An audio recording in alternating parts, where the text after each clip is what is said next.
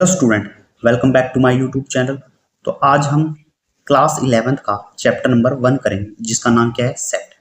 तो सबसे पहले क्या देखिए, सेट क्या है। हमने क्या लिखा है, सेट्स। सेट क्या है, सेट का मतलब क्या होता है, अगर हम किसी भी वस्तु को या किसी भी ऑब्जेक्ट को अगर हम डिफाइन करके लिख दें तो इसी को हम क्या बोलते हैं, सेट्स। तो इसकी डेफिनेशन क्या होती है, इसकी डेफिनेशन होती है इट इज अ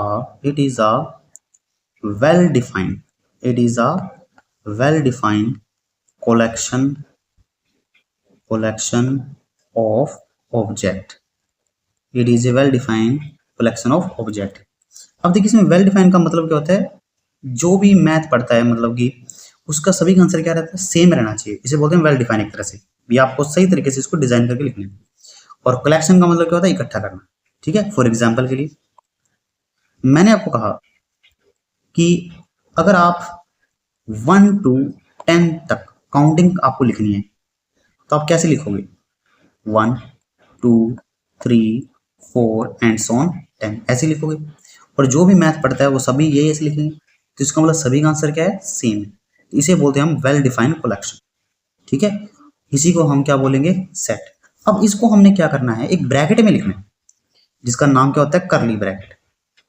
ठीक है, इसका नाम क्या है, करली ब्रैकेट। तो ये देखने में कैसी होती है, तो करली ब्रैकेट देखिए ऐसी होती है देखने में। इस तरीके से आपने क्या करना है, एक ब्रैकेट का यूज करना है। इस ब्रैकेट के अंदर आपको सारे के सारे नंबर डालने होते हैं। तो इसी को हम क्या बोल देते हैं फिर, सेट। ठीक है, आगे समझ। अब हम देखिए आगे चलते हैं। ये जो आपका सेट है, ठीक है, इसको दो मेथड है इसके लिखने के, मतलब कितने मेथड है, 2 मेथड। ठीक है, 2 मेथड है। तो जो पहला मेथड है उसका नाम क्या है, रोस्टर। रोस्टर या फिर इसका दूसरा नाम क्या होता है, टेबुलर। टेबुलर, ठीक है, टेबुलर फॉर्म। और दूसरा जो है इसे हम बोलते हैं set builder form. Set builder form, ठीक है। तो ये एग्जाम में क्या है, इंपॉर्टेंट है दोनों की दोनों। ये एग्जाम में कई बार आ चुके हैं 2 नंबर में। तो इसका एक एग्जाम्पल लेते हैं, बाकी इसके क्वेश्चन एक्सरसाइज के अंदर मिल जाएंगे। ठीक है, फिर हम बाद में करेंगे। तो इसके एक रफ मैं आपको एग्जाम्पल बताता हूँ। रोस्टर फॉर्म में क्या होता है और सेट बिल्डर फॉर्म में क्या होता है, एक रफ एग्जाम्पल। रोस्टर फॉर्म में क्या होगा, जो भी आप सेट लिखोगे उन सभी में क्या होगा, आप इसको सिंपल डायरेक्ट लिखोगे। जैसे एग्जाम्पल के लिए मैंने आपको ये कहा, इंग्लिश अल्फाबेट जो है आपके पास, जितने भी इंग्लिश अल्फाबेट है, इनके अंदर वोवल, अगर आप वोवल काउंट करोगे तो मैंने लिखा vowel A E I O U, vowel लिख दिए। तो मैंने सिर्फ वोवल ऐसे लिखा है, ए ई आई ओ यू, मतलब कोमा लगा लगा के, और ये करली ब्रैकेट ऐसे लगा दी। तो इस तरीके से लिखना क्या कहलाता है, रोस्टर या फिर टेबुलर फॉर्म। लेकिन इसी चीज को अगर मेरे को ऐसे लिखना हो, ब्रैकेट लगाया, x such that x is a vowel of English alphabet, English alphabet, और ये करली ब्रैकेट बंद। तो इस तरीके से लिखना क्या कहलाता है, सेट बिल्डर फॉर्म। ठीक है, चीज वही है, देखिए ये भी वोवल है, ये भी मैंने वोवल ही लिखा है, लेकिन लिखने का तरीका अलग अलग है। ठीक है, अगर आप इस तरीके से लिखते हो तो इसे हम बोलते हैं रोस्टर फॉर्म, और इस तरीके से लिखते हो तो हम क्या बोलते हैं, सेट बिल्डर फॉर्म। ठीक है, तो ये आपके 2 तरीके हैं। आगे बात समझ। तो अब हम चलते हैं आगे। अब क्या होता है, इस चैप्टर के अंदर कुछ सिंबल होंगे। ठीक है, जैसे फॉर एग्जाम्पल के लिए मैंने लिखा एस और फिर ऐसे 2 डंडे लगाए, इसे हम क्या बोलते हैं, डॉलर। ये सिंबल है एक। ठीक है, हमारे देश का रुपया हम ऐसे करके ऐसे लिखते हैं, ये सिंबल है। सेम इसी तरीके से मैथ में भी क्या होते हैं, सिंबल होते हैं। अब हम उसकी चर्चा करेंगे। तो सिंबल देखिए क्या है, सबसे पहले देखिए कैपिटल एन। ठीक है, सबसे पहले क्या है आपके पास, कैपिटल एन। तो कैपिटल एन का मतलब क्या है, नेचुरल नंबर। ये आपको ध्यान रखना है, क्योंकि मैथ में क्या होगा, ये ऐसे लिखा नहीं होता कई बार कि ऑल नेचुरल नंबर, सिर्फ वो आपको एन दे देगा। ठीक है, कैपिटल एन। इसके बाद कैपिटल जेड, इसको हम क्या बोलते हैं, सेट ऑफ ऑल इंटीजर। ठीक है, इंटीजर अगर ना समझ आई तो इंटीजर का एग्जांपल आप लिख सकते। आपने देखो बचपन में नंबर लाइन तो आपने लिखी होगी, यहाँ बीच में 0 होता है, यहाँ 1 होता है, यहाँ 2 होता है, यहाँ 3 होता है, यहाँ 4 एंड सो ऑन 2, और यहाँ क्या होता है, -1, यहाँ -2 और यहाँ -3। ये जो नंबर आपको नजर आ रहे हैं, इन्हीं को हम क्या बोलते हैं, इंटीजर। इसका मतलब हम कह सकते हैं इंटीजर जो है वो माइनस में भी होते हैं और प्लस में भी होते हैं। ठीक है, अब आगे देखिए क्यू। क्यू का मतलब क्या होता है, रैशनल नंबर। तो रैशनल नंबर क्या होता है, ऐसा नंबर जिसको p/q की फॉर्म में लिखा जा सके। एग्जाम्पल के लिए जैसे मैंने लिखा 4/3। ठीक है, 4/3। ठीक है, इस तरीके से मैंने एक एग्जाम्पल लिखा, या आप इसकी जगह दूसरा एग्जाम्पल ले सकते हो। ठीक है, जो मतलब ये समझ भी आ जाए आपको थोड़ा सा। मैंने सबसे आसान एग्जाम्पल लिया 1/2।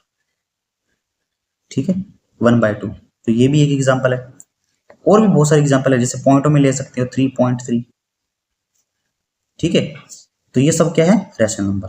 ये आप 9th में पढ़ चुके हो। अब आगे चलते हैं। कैपिटल आर का मतलब क्या है, रियल नंबर। ठीक है, कैपिटल आर का मतलब क्या है, रियल नंबर। जेड प्लस, देखिए जेड आपने क्या पढ़ा था, इंटीजर।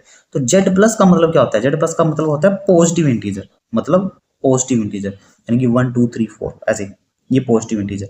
ठीक है, और क्यू प्लस क्या है, क्यू प्लस, तो क्यू आपने क्या पढ़ा था, रैशनल नंबर। तो क्यू प्लस क्या होगा, पॉजिटिव रैशनल नंबर। मतलब आपको ये बात समझ आ गई, अगर प्लस है तो क्या लिखेंगे, पॉजिटिव। इसी तरीके से आर प्लस, तो आर प्लस का मतलब क्या है, सेट ऑफ रियल नंबर, वो भी कौन सा, पॉजिटिव वाला। ठीक है, आगे बात समझ। अब इसमें देखिए एक सिंबल और है, वो भी मैं आपको बता दूं जिसमें यूज होगा।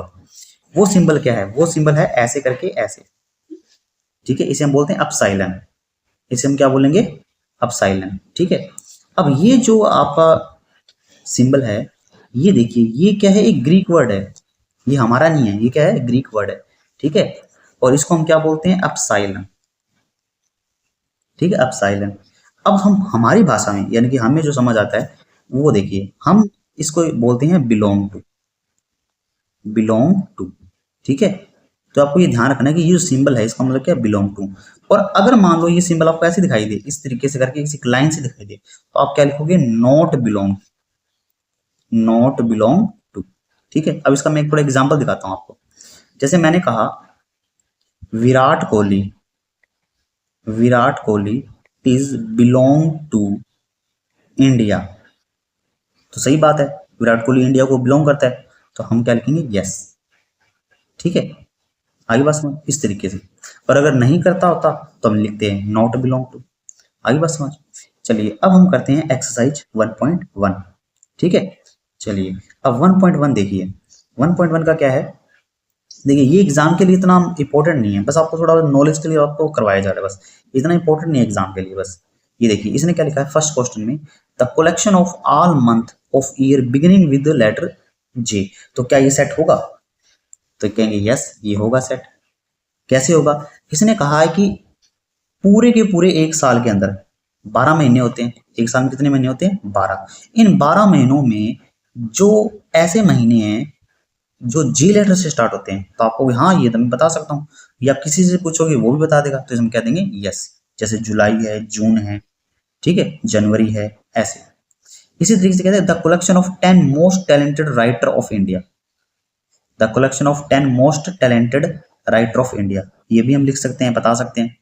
ए team of 11 best cricket batsman of the world.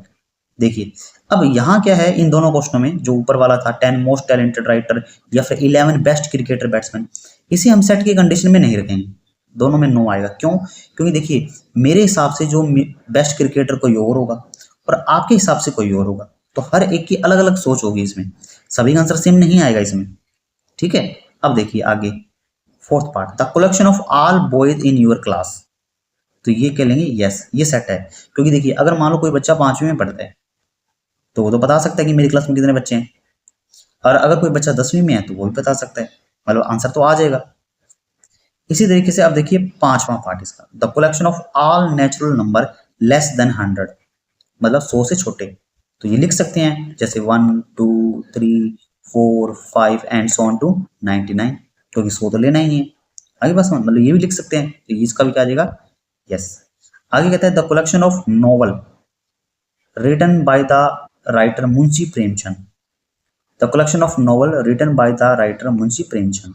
Premchand क्या है, एक राइटर है, तो हम लिख सकते हैं यस ये भी सेट होगा, क्योंकि हम ये बता सकते हैं कि मुंशी प्रेमचंद ने कौन कौन सी नॉवल लिखी है। The collection of all even integer, ठीक है, तो इसका भी आंसर क्या आ जाएगा, यस। इसको भी हम सेट की फॉर्म में लिख सकते हैं, मतलब इवन इंटीजर बताने, तो इवन इंटीजर आपको पता है कि स्टार्ट होता है 0 से 2 4 6 ऐसे करते करते चलेगा, ठीक है, आखिरी तक, तो हम इसको सेट के फॉर्म में हम लिख सकते हैं।